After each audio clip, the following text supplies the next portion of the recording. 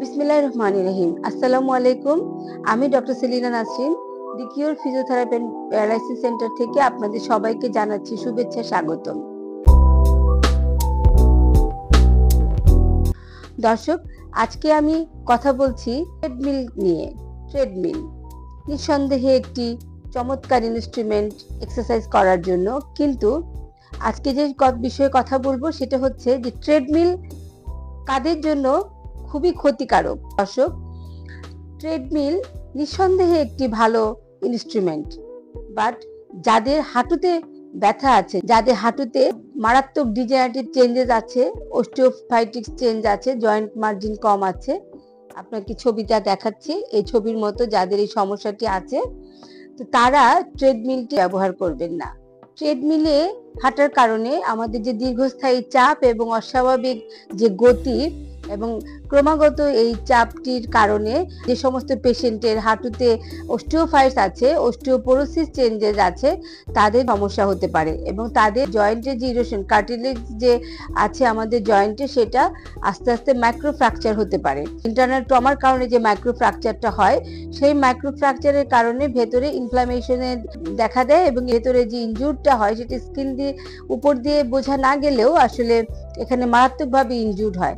Obesity যাদের আছে, degenerative changes যারা আছে, যাদের অস্টিওপাইটিস এবং 50 ঊর্ধ্ব যাদের বয়স, ট্রেডমিলটি ইউজ করাটা কন্ট্রাইন্ডিকেটেড। ট্রেডমিলের যদি কানেকশনে কোনো সমস্যা থাকে তাহলে দেখা যায় যে ট্রেডমিলটি এক পাশে হেলে আছে, অনেক সময় এরকম যদি হয়, সেক্ষেত্রেও পেশেন্টের বেস অফ সাপোর্ট এবং সেন্টার অফ গ্র্যাভিটিতে পেশেন্টের প্রবলেম হয়, কারণ তখন যে পয়েন্টে তার সাপোর্টটি পড়ছে সেই পয়েন্টটিতে তার ব্যথা হতে পারে। ট্রেডমিলের আরো কিছু কন্ট্রাইন্ডিকেশন আছে, যে স্ট্যাটিক ওয়াকিংটি আসলে আমরা যখন প্যারালাল হাঁটছি রাস্তায়, তখন আমরা পাটা শো করছি, এক পাটা রেস করে তারপর আমরা পাটা সামনের দিকে ফরওয়ার্ড করছি, সুইং করছি।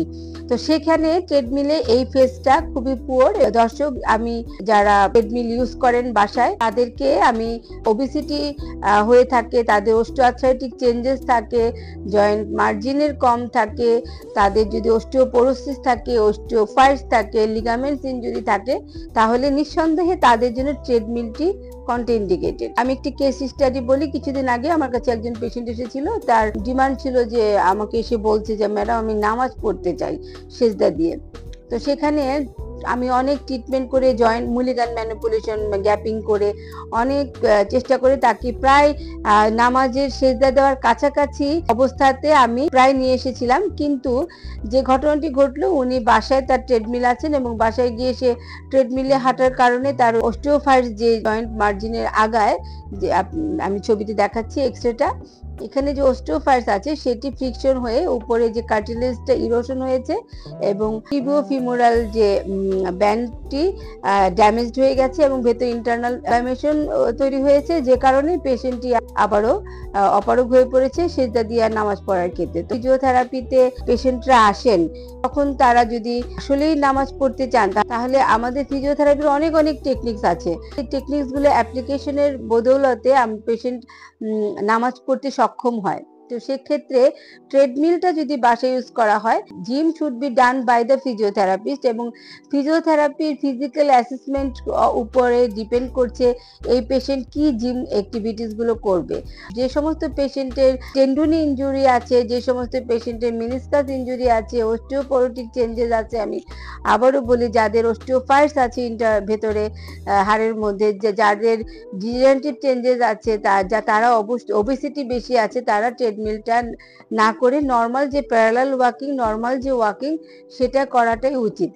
প্রিয় দর্শক, আমি আমার সারমর্মটুকু বলি। আজকে আমি যে কথাটুকু বলতে চেয়েছি সেটি হচ্ছে যে ট্রেডমিল নিঃসন্দেহে একটি খুব ভালো ইনস্ট্রুমেন্ট এক্সারসাইজের জন্য, বাট কিছু কিছু পেশেন্ট যারা অস্টিওআর্থ্রাইটিস বা নি জয়েন্টের সমস্যায় ভুগছেন, তারা ট্রেডমিলটি ইউজ করা থেকে বিরত থাকবেন, কারণ আমাদের নি জয়েন্টটি হচ্ছে সমস্ত বডির ওয়েট ক্যারি করার সবচেয়ে ইম্পর্টেন্ট একটি জয়েন্ট। ট্রেডমিল ইউজ করলে আমাদের এই বডি ওয়েটটি যখন পড়ে তখন রিপিটেটিভ ট্রমা হয় এবং আমাদের যে হাড়ের আগায় যে কচকচা হাড়টা থাকে, যেটাকে আমরা মেডিকেল ভাষায় কার্টিলেজ বলি, সে কার্টিলেজ, দুটো কার্টিলেজের মধ্যে ঘর্ষণের ফলে যখন জয়েন্ট মার্জিন কম থাকে তখন দুটো কার্টিলেজের ঘর্ষণের ফলে কার্টিলেজ ইরোশন হয় এবং ডিরেক্টলি বোনস ফ্রিকশনটি বা ঘর্ষণটি হয়, তখন ব্যথা এবং ইনফ্লামেশনের পরিমাণ বেড়ে যায়। এছাড়াও ট্রেডমিলের যাদের অস্টিওফাইটস থাকে, তাদের অস্টিওফাইটস হচ্ছে ফলস হাড্ডি, যেগুলো অস্টিওপোরোটিক চেঞ্জেসের কারণে হয়ে থাকে।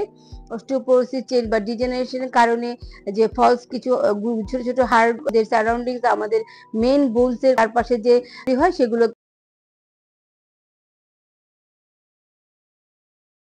সব টিস্যুগুলো থাকে, সেগুলোর মধ্যে ইরিটেশন দেওয়া শুরু করে। তাই ট্রেডমিলে যখন হাঁটবেন তখন এই ইরিটেশনের পরিমাণটা বেড়ে যায় এবং ইন্টারনাল মাইক্রো ট্রমা হয়, মাইক্রো ফ্র্যাকচার হয়। সুতরাং আপনারা 40-এর পরে বা 50-এর পরে ট্রেডমিল ইউজ করতে আপনারা চান, তারা একটু সাবধানতার সাথে ট্রেডমিলটি ইউজ করবেন এবং যাদের এক্সট্রিম ভাবে ডিজেনারেশন আছে তারা ট্রেডমিল ব্যবহার করা থেকে বিরত থাকবেন।